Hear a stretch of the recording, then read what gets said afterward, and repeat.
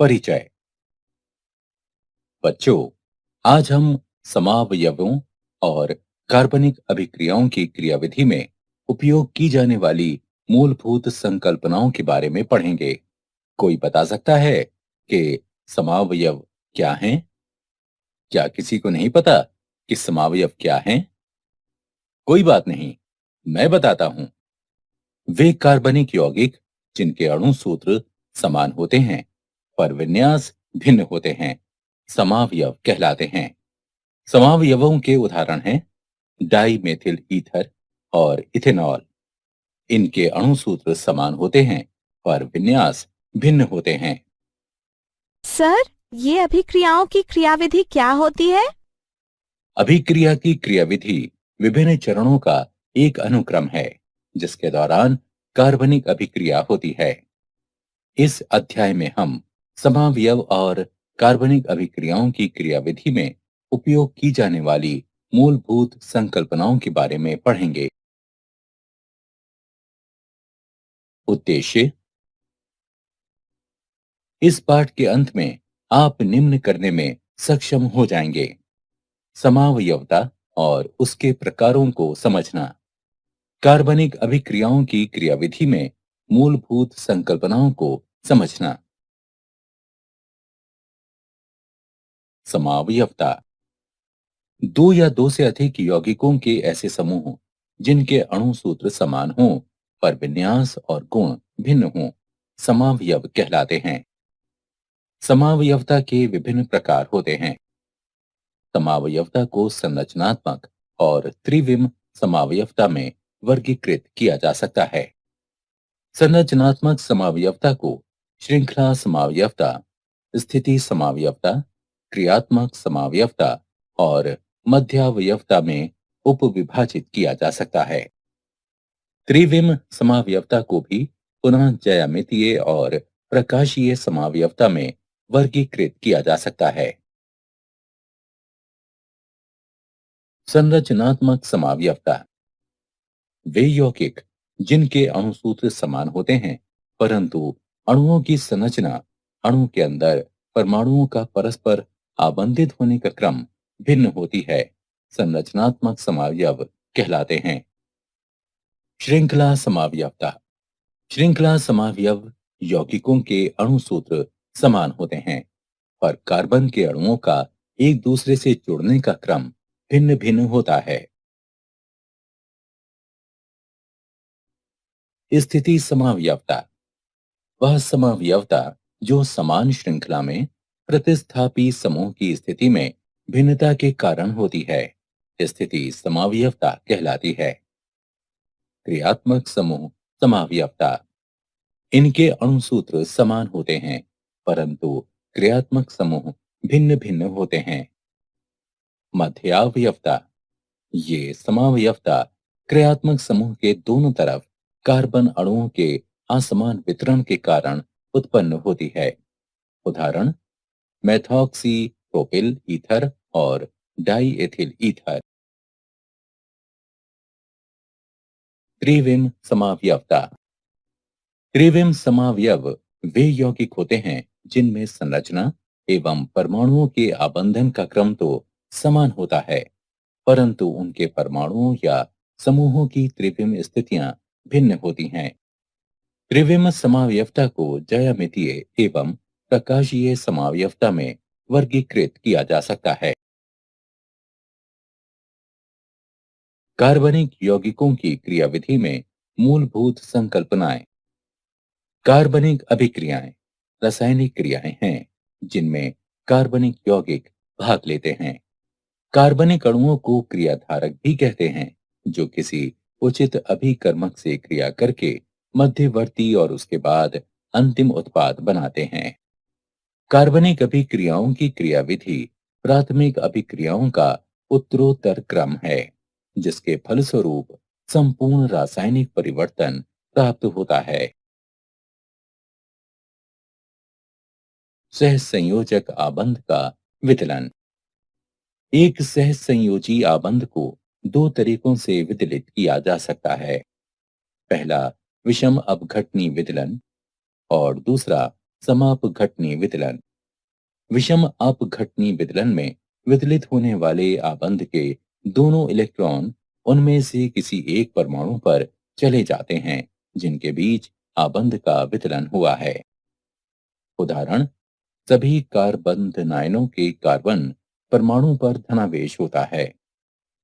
कार्बनायनों का वर्गीकरण। प्राथमिक कार्बनायन। इसमें कार्बन परमाणु जिस पर धनावेश होता है केवल एक एल्किल समूह से आबंधित होता है। इन्हें 1 डिग्री कार्बनायन भी कहते हैं। द्वितीयक कार्बनायन। इसमें कार्बन परमाणु जिस पर धनावेश होता है 2 एल्किल समूह से आबंधित होता है। इन्हें 2 डिग्री कार्बनायन भी कहते हैं। तृतीयक कार्बनायन। इसमें कार्बन परमाणु जिस पर धनावेश होता है 3 एल्किल समूह से आबंधित होता है। इन्हें 3 डिग्री कार्बनायन भी कहते हैं। कार्बनायनों के स्थायित्व का क्रम है। एक कार्ब ऋणायन ऋणात्मक आवेश वाला अणु होता है जिसमें ऋणावेश वाला एक कार्बन होता है।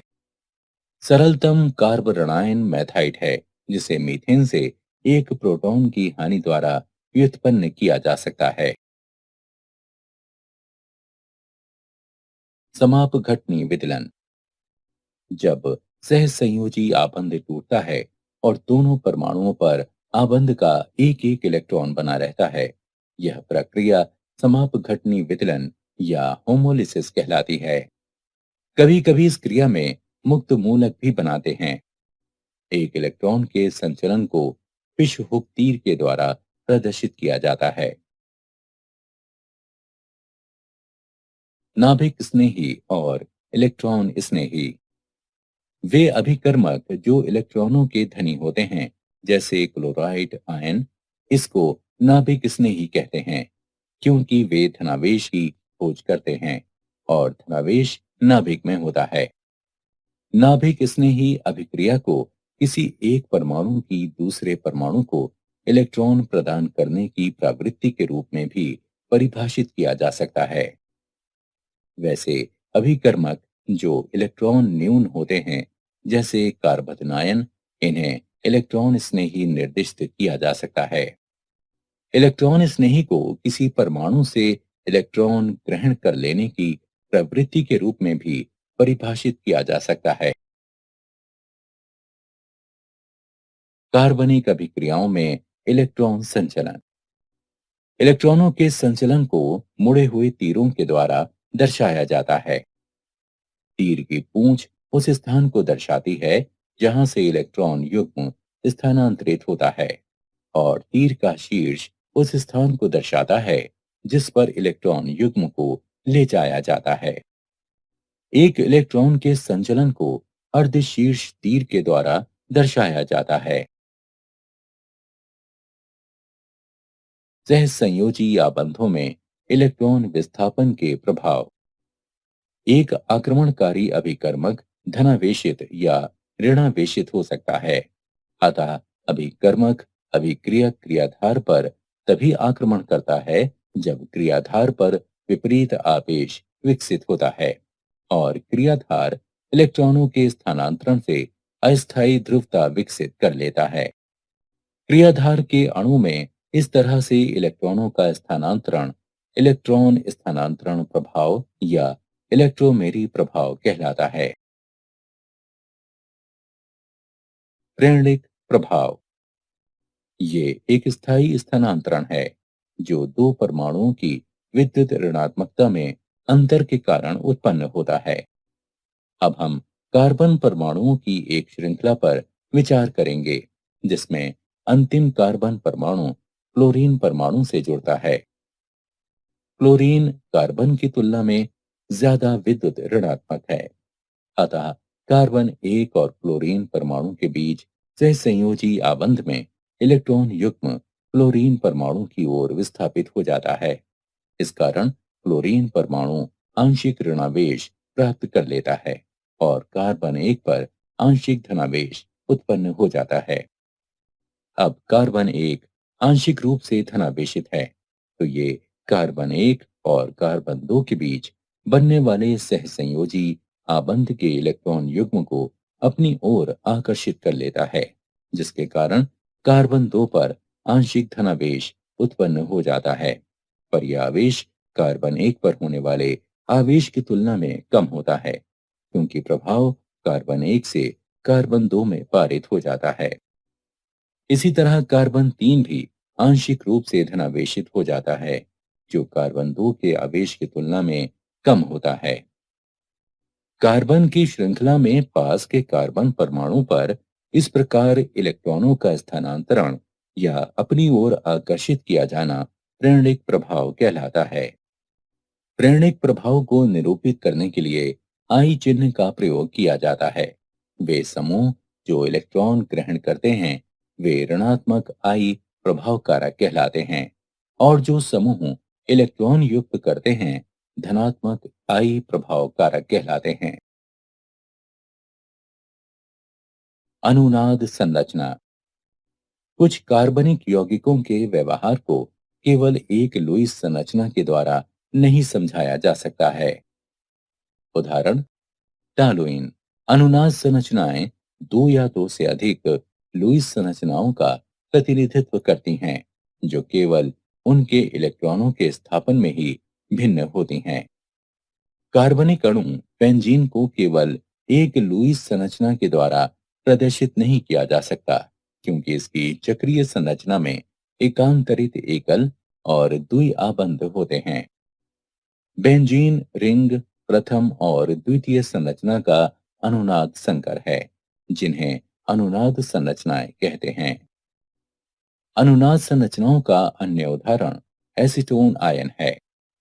अनुनाद संकर की वास्तविक संरचना और न्यूनतम ऊर्जा वाली अनुनाद संरचना की ऊर्जा के अंतर को अनुनाद स्थायीकरण ऊर्जा कहते हैं।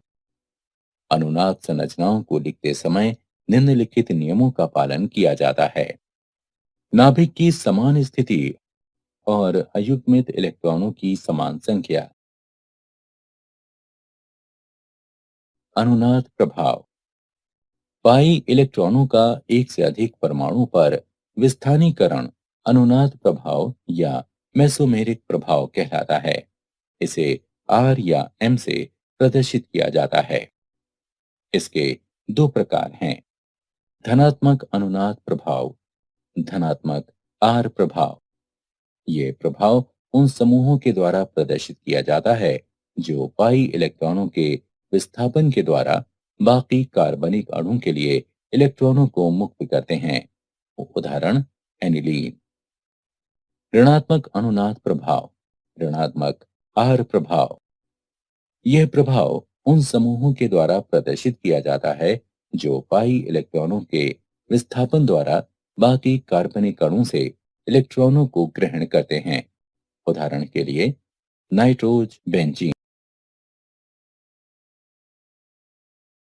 इलेक्ट्रोमेरी प्रभाव, ई प्रभाव। किसी इलेक्ट्रॉन स्नेही अभिकारक के आक्रमण की स्थिति में यह प्रभाव द्वि आबंध या त्रि आबंध वाले किसी कार्बनिक यौगिक में प्रदर्शित होता है। वह परमाणु जिस पर इलेक्ट्रॉन युग्म विस्थापित होता है ऋणावेशित हो जाता है और दूसरा परमाणु धनावेशित हो जाता है। यह एक स्थायी प्रभाव है। जैसे ही अभिकारक को हटा दिया जाता है कार्बनिक अणु अपने मूल स्वरूप में लौट जाता है। वह प्रभाव जो बहु आबंध वाले अभिकर्मक अणु में इलेक्ट्रॉन स्नेही अभिकारक के प्रभाव में एक इलेक्ट्रॉन युग्म को एक परमाणु से दूसरे परमाणु पर विस्थापित करके अस्थायी ध्रुवता उत्पन्न करता है, इलेक्ट्रोमेरिक प्रभाव कहलाता है। इलेक्ट्रोमेरिक प्रभाव के प्रकार। इलेक्ट्रोमेरिक प्रभाव के दो प्रकार हैं, धनात्मक इलेक्ट्रोमेरिक प्रभाव, धनात्मक ई प्रभाव। द्वि और त्रि आबंध के पाई इलेक्ट्रॉनों का स्थानांतरण उस परमाणु पर होता है जिससे आक्रमणकारी अभिकर्मक आबंधित होता है, तब ये प्रभाव धनात्मक ई प्रभाव कहलाता है। उदाहरण के लिए एसिड का एल्केनों के साथ युग्मन। ऋणात्मक इलेक्ट्रोमेरिक प्रभाव, ऋणात्मक ई प्रभाव। द्वि और त्रि आबंध के पाई इलेक्ट्रॉनों का स्थानांतरण उस परमाणु पर होता है जिससे आक्रमणकारी अभिकर्मक आबंधित नहीं होता है। तब ये प्रभाव ऋणात्मक ई प्रभाव कहलाता है। उदाहरण, साइनाइड आयन का कार्बोनिल समूह के साथ युग्म। अति संयुग्मन। सिग्मा पाई या सिग्मा पी अति व्यापन के द्वारा सिग्मा इलेक्ट्रॉनों का विस्थानीकरण अति संयुग्मन कहलाता है। ये सिग्मा आबंध पाई आबंध के साथ संयुग्मन में या सिग्मा आबंध पी कक्षक के साथ संयुग्मन में इलेक्ट्रॉनों के विस्थानीकरण में भाग लेते हैं और तब निकाय को स्थायित्व प्राप्त होता है। उदाहरण, प्रोपेन में CH3 समूह के 3 CH सिग्मा आबंध होते हैं जो कि पाई आबंध के साथ संयुग्मित रहते हैं। सिग्मा इलेक्ट्रॉन समीपवर्ती कार्बन कार्बन आबंध पर स्थानांतरित हो जाते हैं और पाई इलेक्ट्रॉन अंतिम CH2 कार्बन पर स्थानांतरित हो जाते हैं। प्रोपीन के 3 संरचनात्मक ढांचे संभावित हैं क्योंकि इसमें 3 CH सिग्मा आबंध होते हैं। विस्थानीकरण में सिग्मा इलेक्ट्रॉनों की भागीदारी के कारण कार्बन और हाइड्रोजन के बीच आबंध संरचनात्मक ढांचे में मौजूद नहीं होते, जिसके कारण अति संयुग्मन को आबंध रहित अनुनाद भी कहा जाता है। क्या आप जानते हैं, हाइड्रोजन अणु में सिग्मा आबंध 2 1s कक्षकों के अतिव्यापन से बनता है। मोसेस गोमबर्ग रसायन शास्त्र के संस्थापक हैं। सारांश। आइए हमने जो कुछ सीखा है उसे संक्षेप में दोहराएं। वे यौगिक जिनके अणु सूत्र समान होते हैं, इन पर विन्यास भिन्न होते हैं, समावयव कहलाते हैं। समावयवता के प्रकार हैं संरचनात्मक समावयवता और त्रिविम समावयवता। किसी अभिक्रिया की क्रियाविधि सामान्य अभिक्रियाओं का उत्तरोत्तर क्रम है जिसके परिणाम स्वरूप संपूर्ण रासायनिक परिवर्तन प्राप्त होता है। एक सहसंयोजी आबंध को विषम अपघटनी विदलन और समापघटनी विदलन के द्वारा तोड़ा जा सकता है। विषम अपघटनी विदलन में आबंध के दोनों इलेक्ट्रॉन दो परमाणुओं में से किसी एक पर चले जाते हैं जिनके बीच आबंध का विदलन हुआ है। जब सहसंयोजी आबंध इस तरह टूटता है कि हर परमाणु पर आबंध का एक इलेक्ट्रॉन रह जाता है, तो यह प्रक्रिया समापघटनी विदलन कहलाती है। नाभिक स्नेही अभिक्रिया को किसी एक परमाणु की दूसरे परमाणु को इलेक्ट्रॉन प्रदान करने की प्रवृत्ति के रूप में परिभाषित किया जा सकता है। इलेक्ट्रॉन स्नेही अभिक्रिया को किसी एक परमाणु की दूसरे परमाणु से इलेक्ट्रॉन ग्रहण करने की प्रवृत्ति के रूप में परिभाषित किया जा सकता है। दो परमाणुओं की विद्युत ऋणात्मकता में भिन्नता के कारण इलेक्ट्रॉनों का स्थायी स्थानांतरण प्रेरणिक प्रभाव कहलाता है। पाई इलेक्ट्रॉनों का एक से अधिक परमाणुओं पर विस्थापन अनुनाद या मेसोमेरिक प्रभाव कहलाता है। बहुआबंध वाले किसी कार्बनिक अणु में इलेक्ट्रॉन युग्म के विस्थापन के कारण उत्पन्न हुई अस्थायी ध्रुवता इलेक्ट्रोमेरी प्रभाव कहलाती है। सिग्मा पाई या सिग्मा पी अति व्यापन के द्वारा सिग्मा इलेक्ट्रॉनों का विस्थानीकरण अति संयुग्मन कहलाता है।